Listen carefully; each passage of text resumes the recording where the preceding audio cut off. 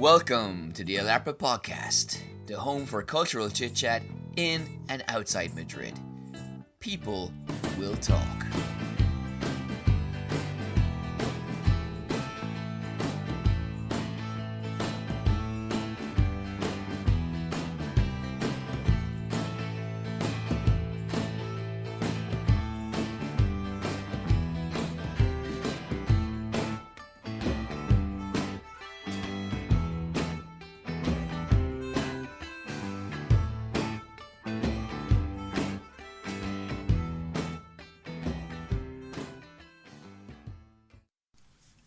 Welcome to the latest episode of the Ep27 podcast. Joining me in studio is Mary. How are you doing? Very well, thank you. So last week it was the era of the Alcorcón lawyers with the Matahonda Rugby Tigers. Thank you for tuning in. It's not tigers, it's rhinos. Rhinos? Yeah. I was making up a random animal. I know you were, but turns out they are actually another animal. Is that because Matahonda is like a posh barrio, so rhino horns are kind of like what only rich people can afford? No, it's because like they charge when they are playing. That actually would make a lot more sense. Fair play for a wicked name for the rugby lot. So holding in our hands we have published a kid's book. Can you believe it? I know, so excited. And I had trouble sleeping last night, but I called you and you read it to me and it put me right to sleep. So well done with that. So my sister had a baby recently and you had a wonderful idea. And in classic Ep27 podcast form, I've set it up. So can you just knock it down? Can you explain what the project was? The project was just making a book, and well, we had to come up with the illustrations and the story and the text. Yeah. Basically doing everything. It's a monkey going to the moon, and no spoilers alert, obviously. I was gonna say like big spoiler. I really wanted to do the story with the monkey being exposed to space radiation and it being a cautionary tale about the perils of travelling to new worlds in the vein of, Magellan and Columbus and like these, danger-filled voyages to discover new worlds. But you shut that down, obviously, under the premise. It wasn't PG-rated. A baby of like 3 weeks old, probably. He's going to go right over his head. And because they have like that soft spot on the top of their skull as well, if it dropped, it might be dangerous. So, yes, that was a big project. That was actually really fun to do. And you did the illustrations. You've used the iPad. You're a little bit of a Icasso. You use Apple products to create things of artistic glory. And you are going to reuse it for your nephew as well, maybe? Maybe. Well, we added a few words here and there in Irish. That is very true. The main text is in English, but we added a few words in Irish. So those are easily replaceable for other languages because we seem to have a lot of like bilingual babies around at the moment. That's true. And I'm not sure if I've unveiled my plan to solve baby illiteracy. But I think this is like one step forward. One book at a time. Do you know 100% of babies are born without the ability to read? Not really. I mean, I think they're just understated. So it's a shocking statistic. But yeah, so Pop Quiz Star is obviously featuring prominently in the story because he does go to the moon. What's the Irish word for star? Do you remember? Realta. I don't know how to pronounce it though. No, you said it perfectly, Realta. Yeah, okay. Do you remember the word for dream? There were two that I saw, but one was like Alin? That's beautiful. No, I'm pronouncing it English way. You spell Aisling. Ashling.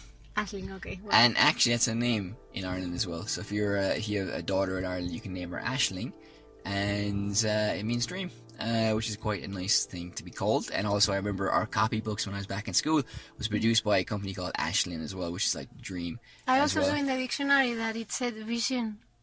Yeah. So that actually ties in with something that we're gonna talk about because it was like, I don't know, in Irish kind of like dreams were visions. Oh, that is true, actually. Yeah. So for those who are not related to us and don't care about not related to us, so anybody who's not our family, who doesn't care about new arrivals and all that, part 2, which is the meat and potatoes of the show. You're right. We are going to talk about two things in particular. One is like Russia at the World Cup and the kind of reaction to it during and after the tournaments, but also the first part of part 2. not to get too confusing with that, is going to be about Irish words. There's a wonderful article in the Irish Times about how Irish should be taught in a different way, and he talks about, the writer talks about how Irish words kind of reflected other worlds, other dimensions, and things like that. So more of that in part 2. And, well, I think that is it for part 1, I think. Anything else you want to say? No, I think we'll say it all in part 2. Okay, very nice.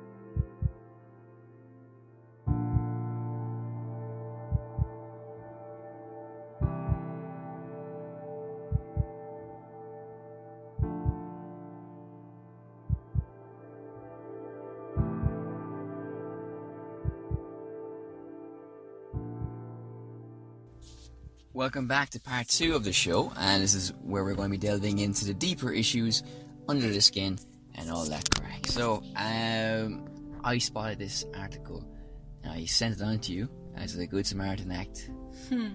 But you were bowled away by it, bowled over. Why did it have such an impact on you, Mary? I thought it was really interesting because it talked about how... Well, it talked about the Irish language, and it talked about how it kind of like portrayed the way that people saw the world. That obviously, we know this is what happens with all the languages, but in this language in particular, it talked about many words that reflected a different reality, you know. So like how for Irish people, at least, you know, back way, the world was a mixture of like the natural and the supernatural. Okay. Yes, that is very true. Also, the kind of background to the article was how the Irish language is taught. Now, I think a lot of people who've gone through the system don't feel it's taught in a very good way, which, you know, you can argue that as well, and I can see why it's harsh, because you do just learn the traditional things like grammar and vocabulary. You read stories, old Irish stories, you read Irish poems, and I guess maybe the same thing happened in Spain with English, where it's a lot of written stuff but not enough speaking, and with the speaking you have the bloss of the language, which basically means the love of the language. And I get, you know, and maybe when you're older you don't really appreciate, until you're older you don't appreciate those kind of old stories of living on the west of Ireland and all the men going fishing or to America and nothing being there left for you. One of my famous books of that canon is Peg, written by Peg Sayers, who's a woman on the west coast of Ireland. Kind of a bit before my time, but lots of generations before my generation had to, well, suffer through it. I've never read the book, but it's basically recounting how harsh it was living off the west coast of Ireland, and kind of the way of life that was there, and also the traditions and customs that existed. So it's a great marker for that as well. It's a great way to keep those things alive. And you can visit our house as well if you're on the west coast of Ireland and kind of see, look out upon the sea like Peg might have done as well. And I remember in school as well, there's a famous presenter now called Dahi O'Shea. His father is Mike Deneen O'Shea, and he lived in London for a while and in New York, and he like talks about working with African Americans, you know, race riots, sneaking over to where the Irish nurses were and kind of sneaking in and flirting with them. He married one of them, had 3 kids, and decided to raise them in Ireland because it was safer. And he's a guy as well, like, who kind of told stories about, fiddle playing and those kind of things, and Irish culture, and things they would do as boys to be bold, kind of little scamps running around and kind of growing up and doing things, and of course the classic Irish story of emigrating and then coming back. But again, because we were all teenagers, like, immigration wasn't a thing that we were living through or really thinking about, and also we were in the good times of the economy. So, you know, the material itself was good, but maybe we weren't in a mental place to truly appreciate it. With that being said, yes, I guess Irish could be taught in a more dynamic way. Now, he mentions in the article why these words make it more dynamic. Do you remember anything about that? Well, about the light analysis. Well, he says, for example, like that, like there's kind of 3 points from the article. He says, for example, there's like nature is vibrant and living, which of course that's not going to really appeal to a teenager. But the other two things are that there is a seen and unseen world and other dimensions exist. So, I mean, the way you look at this is fascinating because obviously, if you're a kid and you love Batman or like who's that green monster fucking. Sorry, I shouldn't swear. At 8 clocks, Muzzy or something, no? You know that green furry monster? Oh, yeah. I thought you were talking about the Hulk or something. Yes. No, not the Hulk, Okay.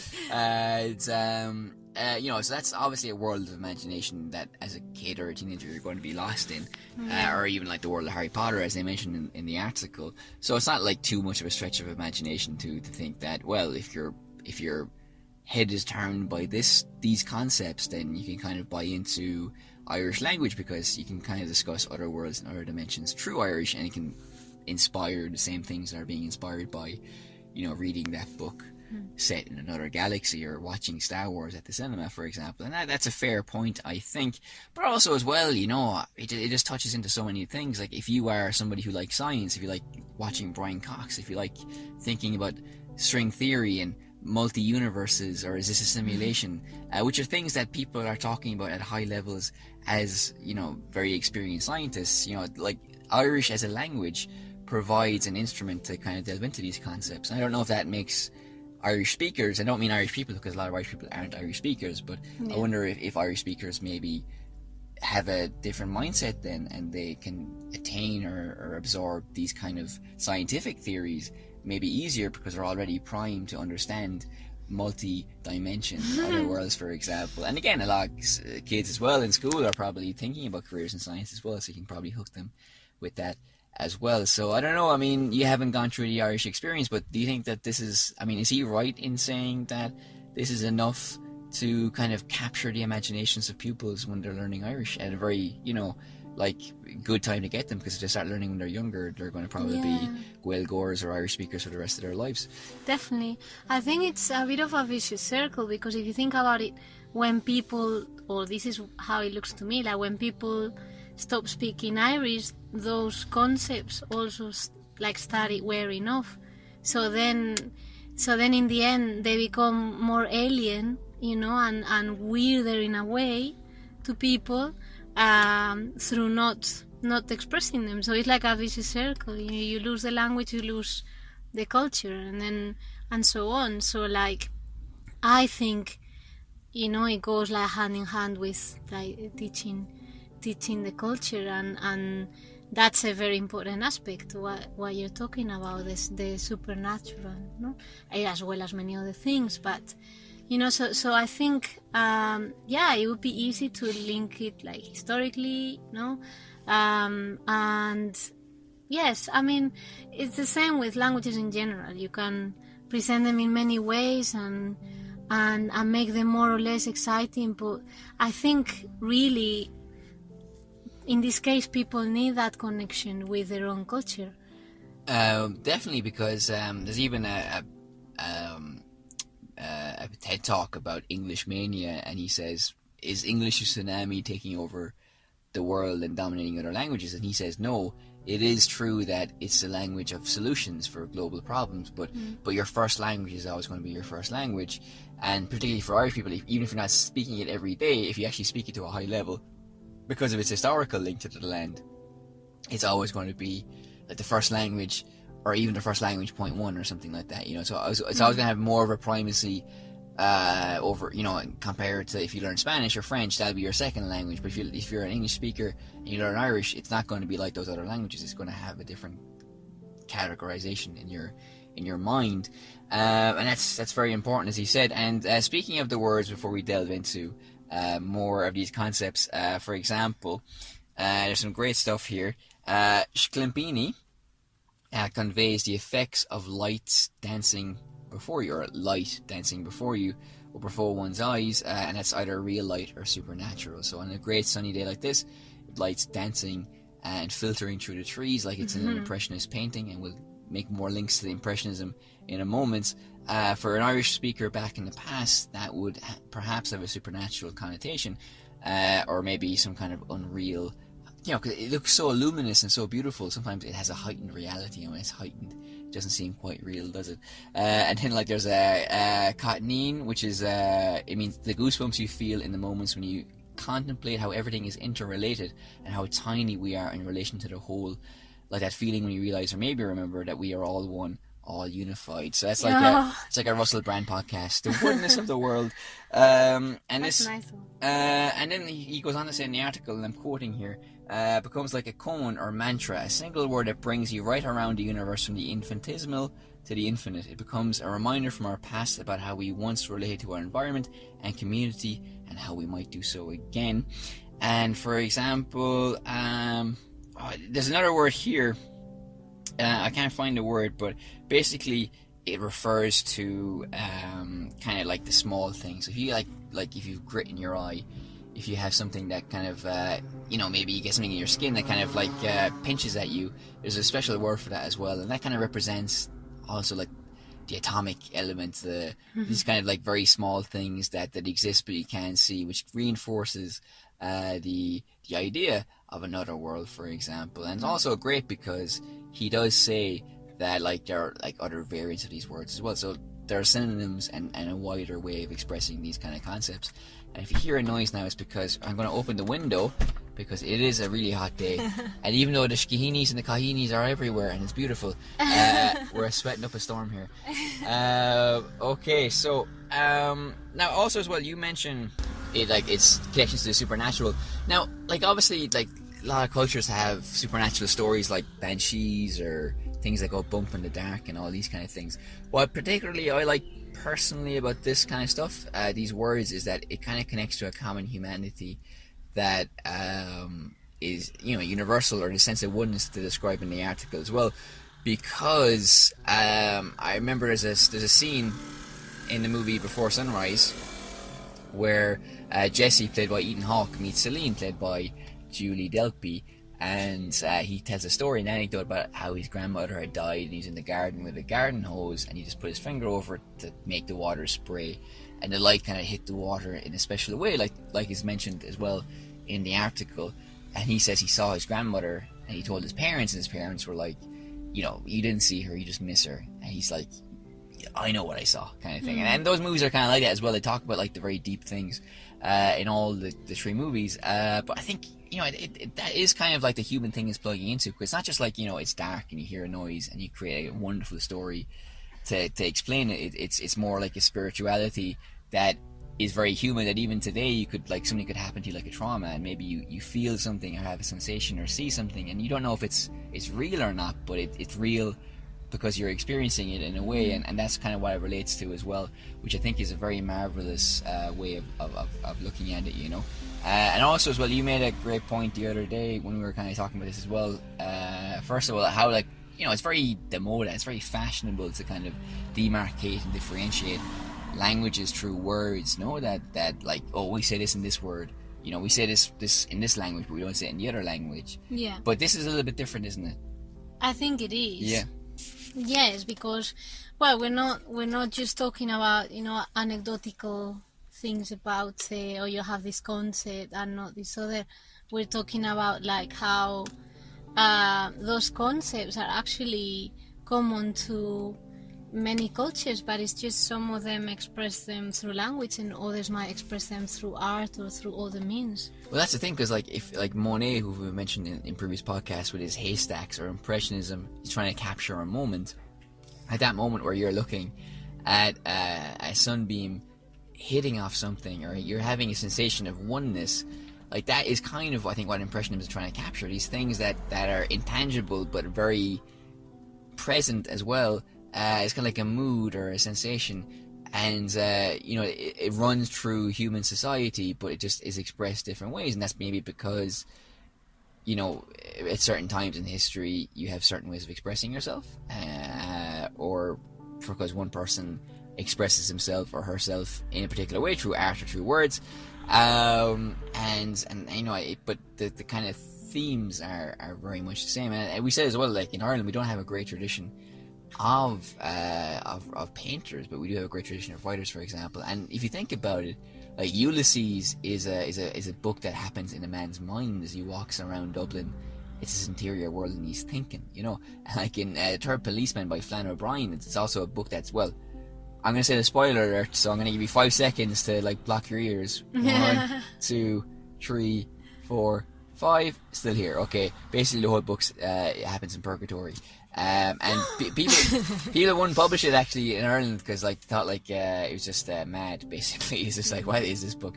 And he actually didn't. I think they published it after he died, and he thought, okay, this book is terrible. But it became the foundation for the TV show Lost, because Lost as well. Well, you should know is also set in a similar kind of setting, you know. So I think like Irish literature and linguistically does express this even now, even in English. But we just don't do it in painting, but other people have done it. And also, like we were saying before about how like we don't, like we do separate languages or people by what words are in different languages, but we never like say, okay, 50% of the people who've seen this Monet painting in the museum are American and 7% are French. We don't do that, so like we shouldn't really be doing it with language either, because it's something that I think every language probably has a concept in it that can kind of unite everybody. Like there's some languages that have like the width of the stairwell is a French one. It's like when you have an argument and then when you're leaving you think of what you should have said, which we don't have a word for that in English and maybe not in Spanish, but it's very universal. Mm-hmm. No? There's certain words where, like in one language, when you eat something hot and you move around your mouth, there's a special word for that as well. Again, we recognize these things, but we just might have a specific word for it. Yeah. In this language, I think it's Swedish, they do. So, you know, so there's so many examples of that as well. But again, I don't want to be talking too much, so I don't know. Like, do you have any other impressions from this kind of article? No, I think it's fascinating. I think more should be done about that, research into that, you know, and the connection is obvious. And you have, actually, for example, many songs that are inspired by paintings. Yeah. You know, so we talked about the Van Gogh movie, Loving Vincent, that we watched, and one of the songs that we like the most talked about fields, and the music went with the painting as well. Yeah. So, you know, it's just different means of expressions, and it's just about exploring how that manifests in different cultures. And I think that's actually a very much more fascinating thing to tap into than just thinking, oh well, look, they have this word or this in a purely like anecdotal way. So I think it's very true, and even a nature thing as well. On our previous podcast, which is one of our very popular ones as well, about the Irish monks writing poetry, like they saw nature as a very living thing. Yeah. And it is a very living thing as well. And I think we told this story before in another podcast, but we'll tell it again. There's a boy who was like, I think it was in Russia. He was like one of these wild children that was like lost in the forest and was raised by animals, like a real life Mowgli or whatever. And like when they found him, like he was worshipping the sun as well. So like there's a spirituality which is inherent in humans, and I think this kind of language, you know, facilitates that, but also as well facilitates just even a scientific understanding of different dimensions. So we'll leave you with a bit of music just for a couple of seconds. This is still part 2. I will come back with some more Russia chat, but focus more on human rights and the World Cup and all that shebang.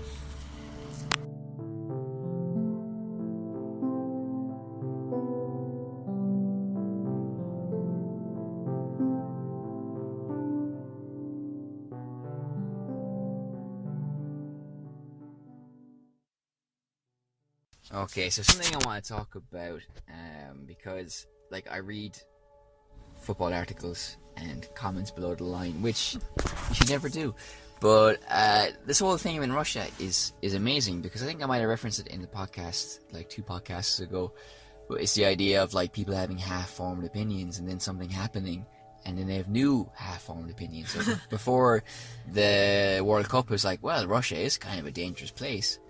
Then they go there and people are very happy, and there's Starbucks there, which for some bizarre For some bizarre reason, they all thought like there was no. That makes people feel safe. It did make them feel safe. But what was more surprising for me is that they didn't think it was going to be there. Yeah. Like obviously it would be, or some kind of other franchise, and it's like, oh well, actually Russia's a great place. All this build up before the World Cup was this propaganda from the West, which is such a, I don't know, simplistic way of seeing things. It's a very simplistic way of looking at it, and like again, like I mean, lots of great Russian people, but politically there are a lot of bad things in Russia that can't be forgotten about just because the World Cup was a success, even though that wasn't a penalty in the final, and and just because someone had a great time. Because like I know a girl from Belarus. Now Belarus is not Russia, of course, but it was obviously a Soviet republic for a long time. And she's a lovely person, really nice. But I remember Skyping her after the Austrian woman won Eurovision. It was the first.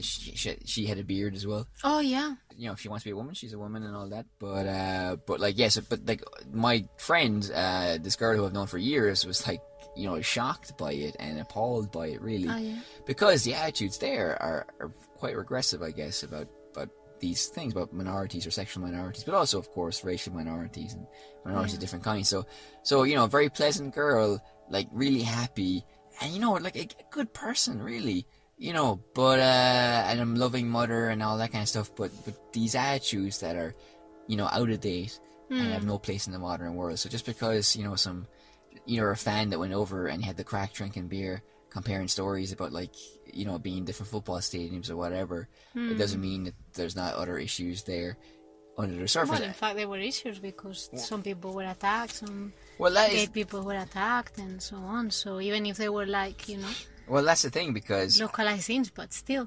things happened. Typical FIFA. There's one incident where they fined the English, the Swedes, and maybe the Swiss as well for. In the case of the English, was using the wrong socks because there's a problem with the official sock supplier in the World Cup because it was too tight. Basically, probably footballers today, they're too muscular in their legs. What they had to do was they had to cut holes to fit into them. But the English were using an English supplier who weren't a FIFA accredited supplier. So they got fined. I can't remember the number, but we'll say 60,000 because for not using the reglamentary socks. Really? Also, I think it was either the Swiss or the Swedes that were caught on camera drinking from the wrong bottle of water.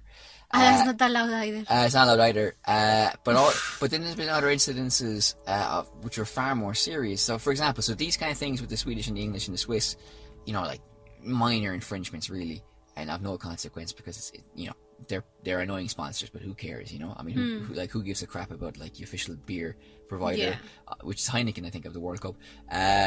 So they were marketing. Yeah, so they had to pay like maybe 60 grand as a fine. But there are other instances of like homophobic chants or kind of more serious things happening involving different nations at the World Cup, and the fines were a lot smaller, basically. So maybe like 10 grand or 5 grand or something like that. So the numbers are off. I don't know what the numbers are, but that in relation to each other, that's still true though. I mean, the sponsorship fines were far greater than the fines given for actually serious things of consequence. Yeah.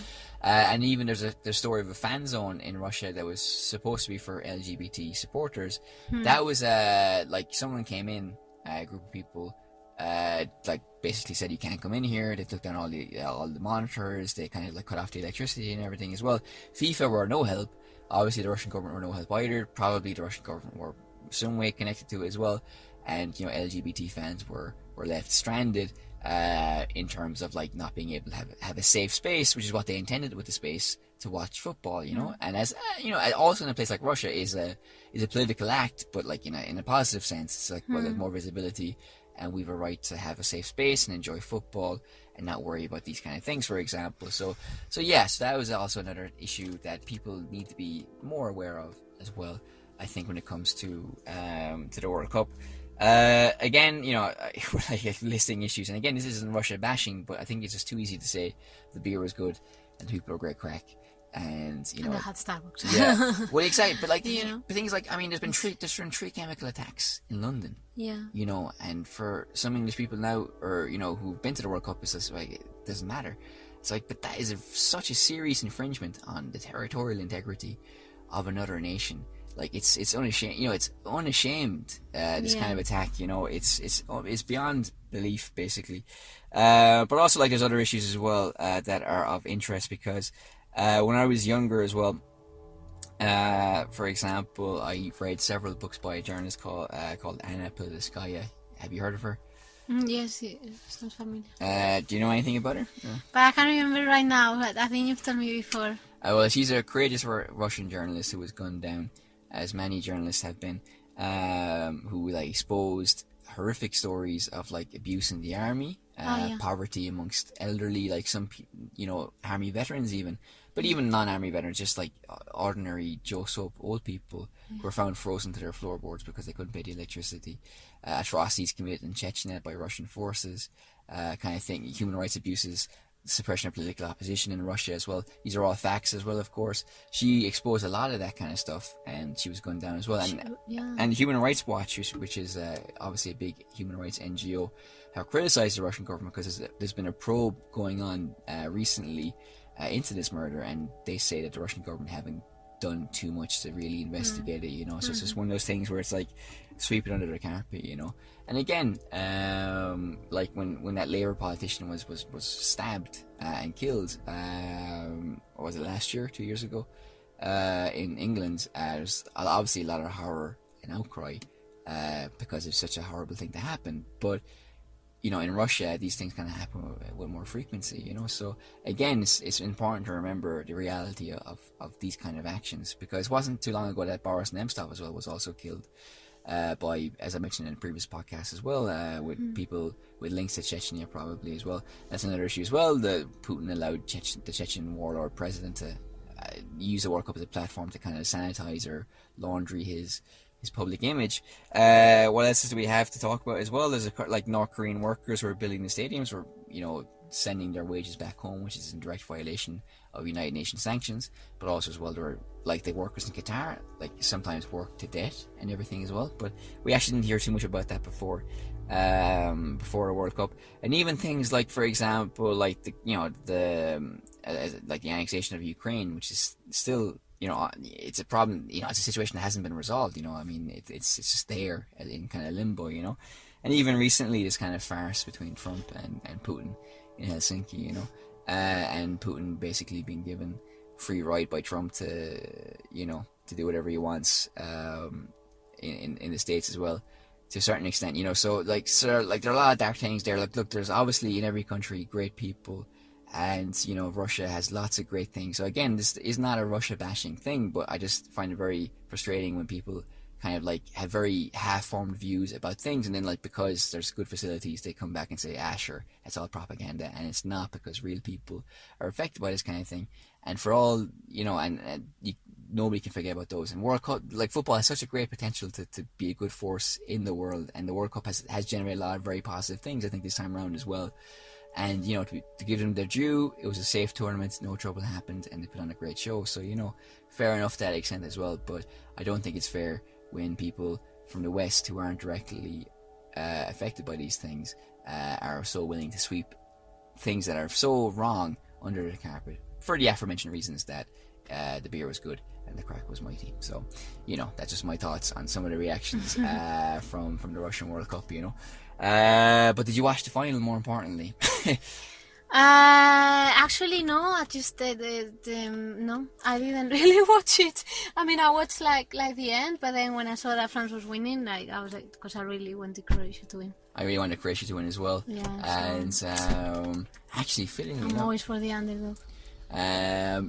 Underdog. But don't worry, you didn't see it because it's not a football podcast anyway. Yeah, this is why you always tell me. So what we'll do is we'll move gingerly onto part 3, and we'll be talking to you there. So thank you.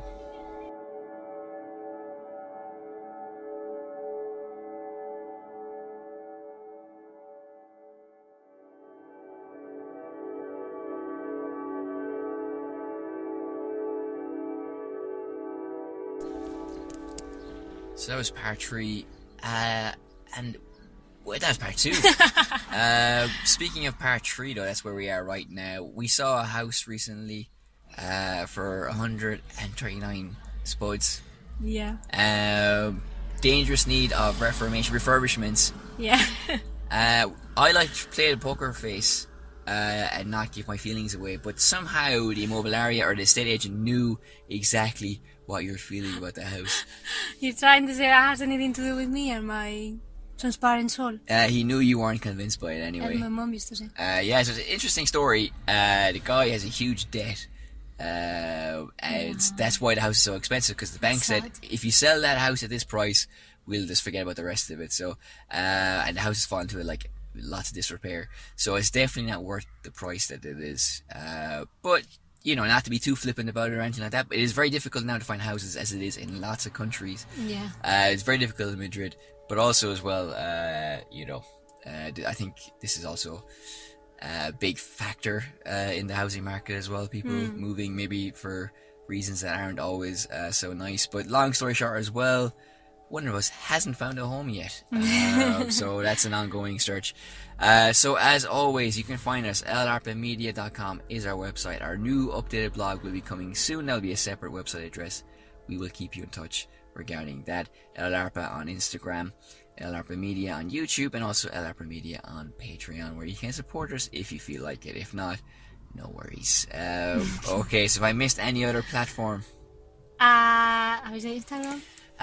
Oh, I said Instagram. Can you define what a jump cut is?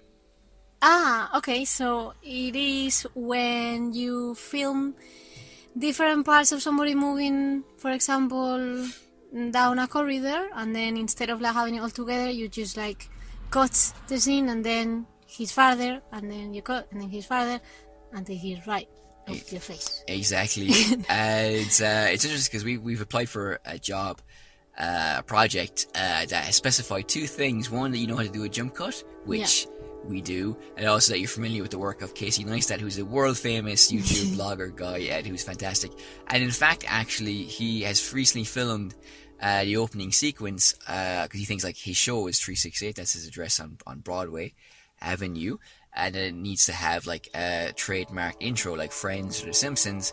And they did a really cool thing where they like in the middle of traffic on a very busy New York street, they filmed, then went down another block, did the same thing, and then they kind of cut off the ends and the beginnings of each segment and put them together, so it's like you're kind of zooming down the street as well, and it's kind of like a rough cut as well, like our jump cut as well. And Dan Mace, who's his South African bro, his friends who's kind of helping out as well, got in trouble with some guy who's like a mailman. He's like, in the middle of the street, man, it's like a red light, middle of the street. So thank you very much for telling us what a jump cut was. Very essential for the end of this podcast, so thank you very much for tuning in. Tune in next week for next week's episode, because then there's going to be a hiatus of 2 weeks for the August summer break, and we'll be back with some season 6 in the middle of August, but of course before all that there will be the last episode of this season 5, which is next week, Thursday or Friday or something. So what's that word we have to say now? Slam? Exactly. Goodbye. Bye.